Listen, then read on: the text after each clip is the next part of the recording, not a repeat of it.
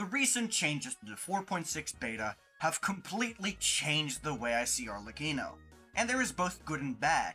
I'm incredibly conflicted about her now, but let's be honest, my words will mean nothing before I explain what the changes actually are.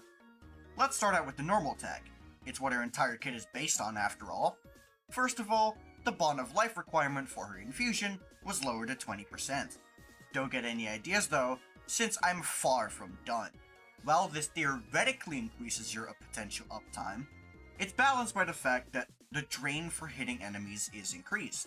This means that your average Bond of Life is lower, which would lead to lower damage, but again, this is balanced out by the fact that the Bond of Life increases her damage more.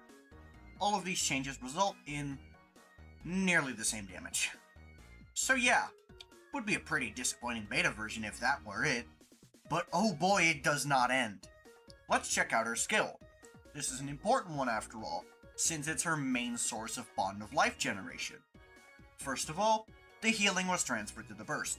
This makes her burst essentially necessary for her survivability.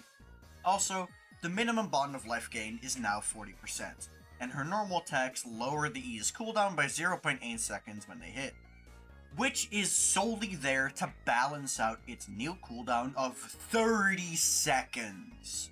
Holy hell! This has gotta be one of the longest cooldowns we have ever seen on a Genshin ability. But her normal attacks are not the only way to reduce this cooldown, since using your burst will now entirely reset it. This is massive, since double skill is an actual thing now. And don't forget, her skill is her source of Bond of Life. So remember how I said her average Bond of Life is going to be lower?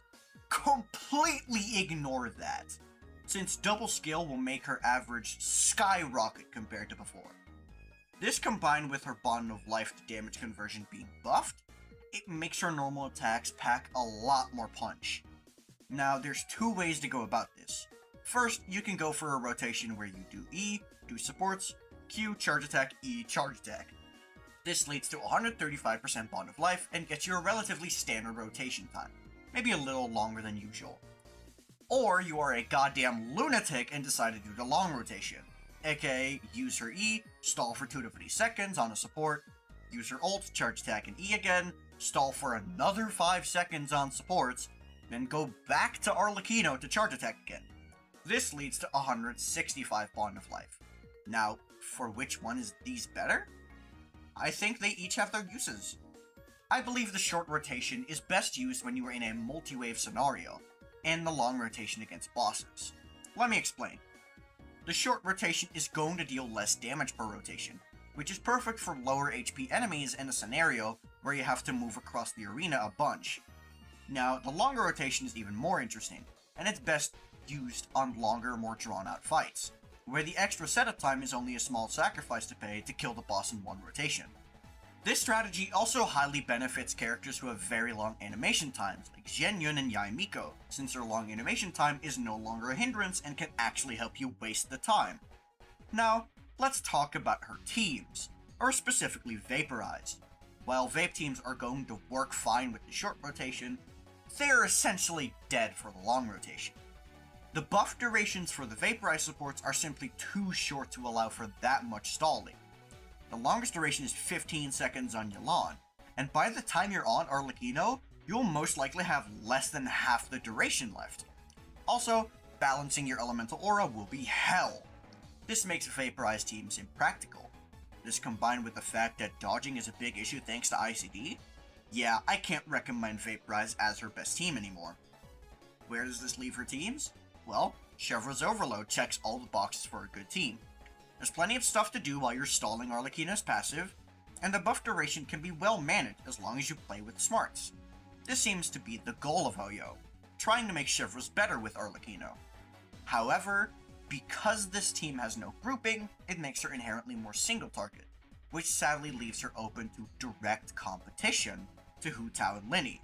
I believe Linny is better than her, but Arlecchino does beat C0 Hu Tao, and this includes Plunge Hu Tao. This gives Arlecchino enough grounds to be a top 5 DPS, assuming all factors go her way.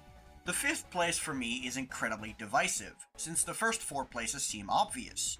Neuvillette, Xiao, Alhaitham, and Lenny are all incredibly obvious contenders, so the 5th is always under fire.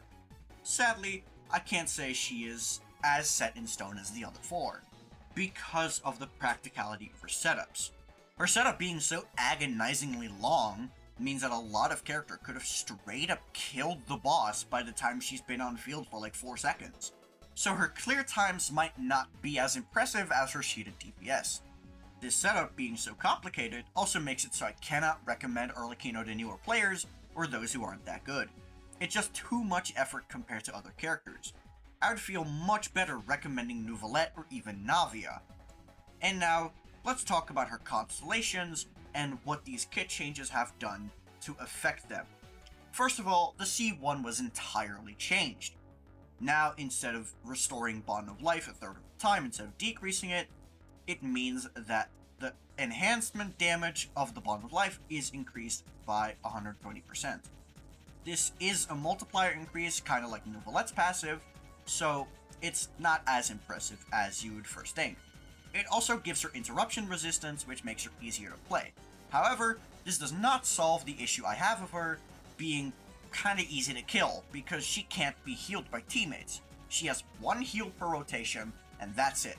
So, for survivability, not that useful. For convenience, yeah, nice. And then there's her C2. I think her C2 went up in value tremendously. The nuke is still there, but because there's only 1 extra stage of her skill now instead of there being 3 stages, it means that you automatically have a fully stacked up E. This means that even the short rotation will get you as much Bond of Life as possible. So that is very strong. Next up, her C4. While her C4 has not changed at all, it is better now because her burst is required to be used every rotation. It used to just be better to use every rotation, but now it's just essentially necessary. And then finally her C6. The extra damage was now changed from her skill to her burst, and its scaling was increased to reflect this. I honestly would have preferred if the damage stayed on the skill, because now you get to use it twice per rotation, but this is fine. I think C6 Arlecchino definitely did not need a buff. And let's be honest, if you're going to C6 a character, you're gonna destroy the game either way. To conclude this video, I'll say that I think this was an incredibly unique way to make Overload better, while not just directly making a passive that says Vaporise does no damage, lol. This makes me very interested in how they will change Arlecchino from this point onwards, since I do not believe they're quite done with her yet. She seems to still be being experimented with, so nothing is final. If you're happy with the changes, be sure to comment down below. And if you aren't, also comment. Just comment literally anything at this point, and subscribe. That will be all from me. Peace.